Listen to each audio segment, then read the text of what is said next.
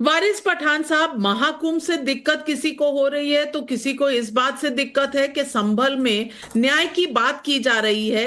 न्याय की बात सिर्फ 2024 के दंगों की नहीं, पर उससे पहले 1978 के दंगे जो हुए थे, जिसमें पेपर पर तो 17 लोगों का आरोप बताया था, लेकिन मुझे लगता है कि जो नंबर दिया है योगी जी ने वो तो 182 लोगों के मरने का नंबर है। अगर ये पन्ने खुल जाए तो विपक्ष को इससे दिक्कत क्या है? इतनी ऑब्जेक्शन क्यों आ रही है? नहीं, ऑब्जेक्शन नहीं, मैं तो बोलता हूं कि 1947 से लेके अब तक जितने भी दंगे हुए सारे खोल दो ना। पता चल जाएगा कि कितने मुसलमानों का नरसंहार किया, कितनों का कत्लेआम कर दिया, कितनों की आबरूएं लूट ली, कितनों की इज्जत लूट ली। 2002 का भी दंगा आ जाएगा उसमें, गुजरात का। पता चल जाएगा कितने बेगुनाह बेकसूर मुसलमान जेलों में सालों साल पड़े रहे, बाद में 10-10 12-12 साल के बाद बाइज्जत बरी हो गए, कोई पुरसाने हाल पूछने वाला नहीं था उनका। तो तमाम चीज को कर दो ना। लेकिन योगी को क्यों जाना है ये एरा के अंदर?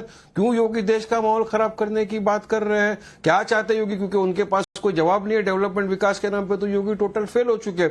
मैं तो पूछना चाहूंगा, योगी जी आपने संविधान की शपथ ली है, संविधान की शपथ लेकर आप उत्तर प्रदेश के मुख्यमंत्री बने हुए हो, तो क्या आप खाली हिंदुओं के मुख्यमंत्री हो या मुसलमानों के भी हो? क्योंकि आप तो हर दिन मुसलमानों के खिलाफ जहर उगल रहे हो। अब तो आप बोल रहे हो कि वक्फ बोर्ड की एक एक इंच जमीन ले लूंगा। अरे भाई, अगर आप वक्फ बोर्ड को माफिया बोर्ड बोल रहे हैं, अगर वारिस पठान यहां बैठ के बोल देगा Hindu endowment board Hindu mafia board है, तो क्या हो जाएगा? आसमान टूट पड़ेगा। तो क्यों इस तरह की भाषा का इस्तेमाल करना? और अगर वक्फ माफिया का था तो इतने साल से आप सत्ता में हो, आपने कौन से माफिया को हिरासत में ले लिया वक्फ बोर्ड के?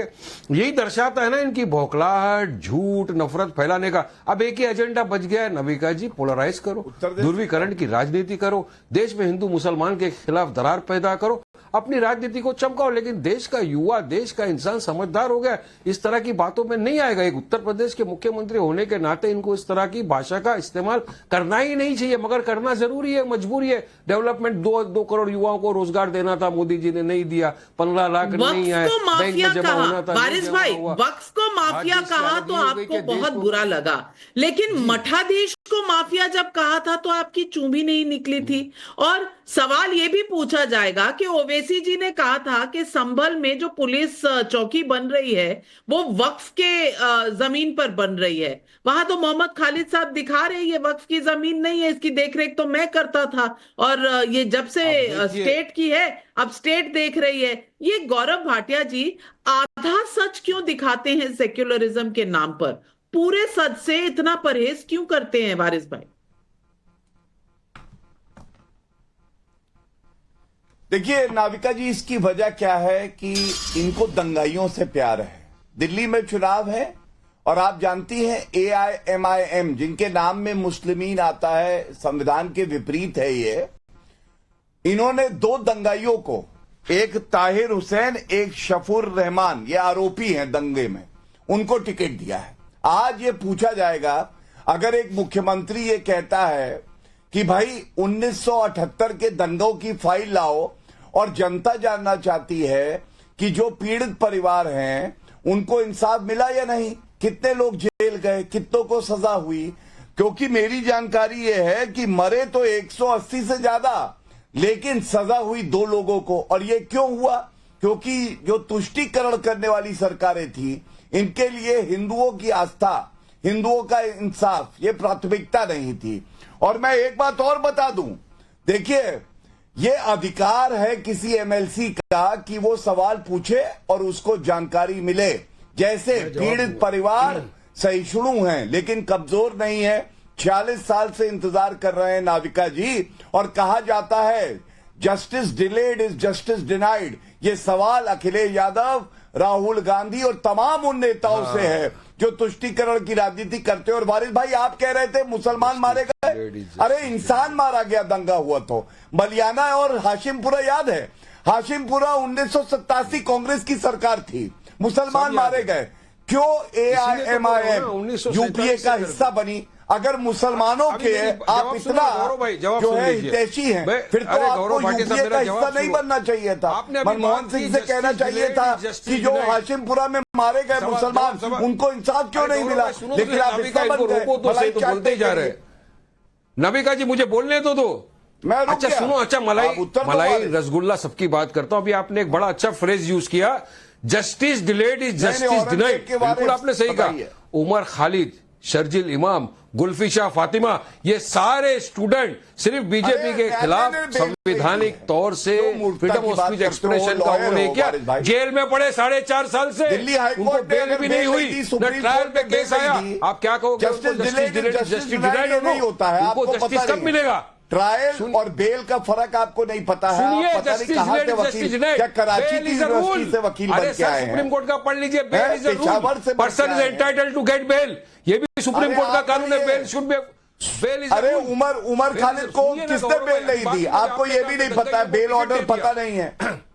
पढ़िए वो अभी बेल सुनिए। ऑर्डर पढ़िए, ठीक है। सुनिए सुनिए और सर, अगर अभी आपने कहा हमने जस्टिस दिल्ली के डिनाइड दंगइयों को होता टिकट है। दे दिया। आपको ये अरे नहीं man is presume to be innocent unless and until आरोपी प्रूवन है गिल्टी वो। बाय द हम कोर्ट ऑफ victim लॉ। की बात कर रहे अब आप हैं। बोलने नहीं देंगे क्योंकि आप बैकफुट पे चले अरे गए। भाई आप सुनिए, वही दो तीन लाइनें आपने रटी हुई हैं और यहाँ आके बोल रहे पेशावर से कानूनी पढ़ाई पड़ी है क्या?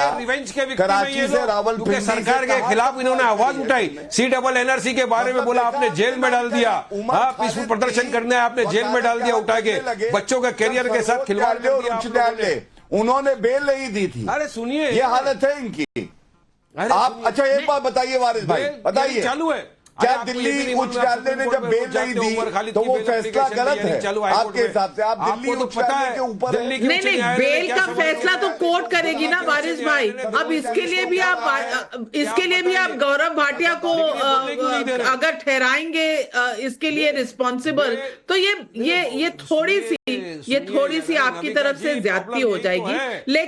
लेकिन मैं तहसीन पूनावाला जी से पूछना चाहती हूँ। तहसीन पूनावाला जी, अजय राय जी यूपी के चीफ हैं कांग्रेस पार्टी के, कहते हैं जी 46 साल पहले के गड़े मुर्दे क्यों उठाए जा रहे हैं? आज के यंग लोगों को तो याद भी नहीं होगा।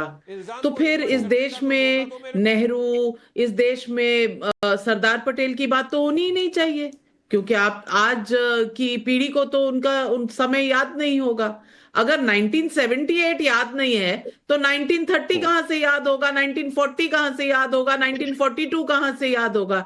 ये किस तरह की दलीलें दी जाती हैं? तो इस देश को अपना इतिहास नहीं जानना चाहिए? और अगर 46 साल पहले अगर किसी के साथ ज्यादती हुई है तो क्या उसको आज न्याय देने के लिए कोई मांग करे तो वो न्याय मिलना नहीं चाहिए? ये क्या दलीलें हो गई हैं?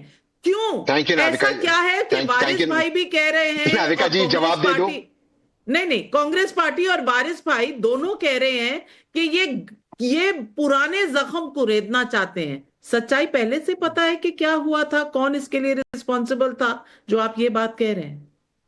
Thank you Navika ji, finally जवाब देने का मौका मिला, इसलिए आपका बहुत बहुत शुक्रगुजार हूं। मैं अजय राय जी से इत्तेफाक नहीं रखता हूं, बिल्कुल 1978 की बात होनी चाहिए। इनफैक्ट वो MLC ने महोदय ने जो पत्र और जो रिपोर्ट्स और जो FIR की कॉपी मंगाई, उससे ज्यादा उस पर इंक्वायरी होनी चाहिए। और देश में 1978 संभल के दंगों का पूरा इतिहास पूरे देश में इसकी पढ़ाई होनी चाहिए। 1978 में केंद्र में जनता पार्टी की हुकूमत सरकार थी जिसको जनसंघ का सपोर्ट था। 1978 में उत्तर प्रदेश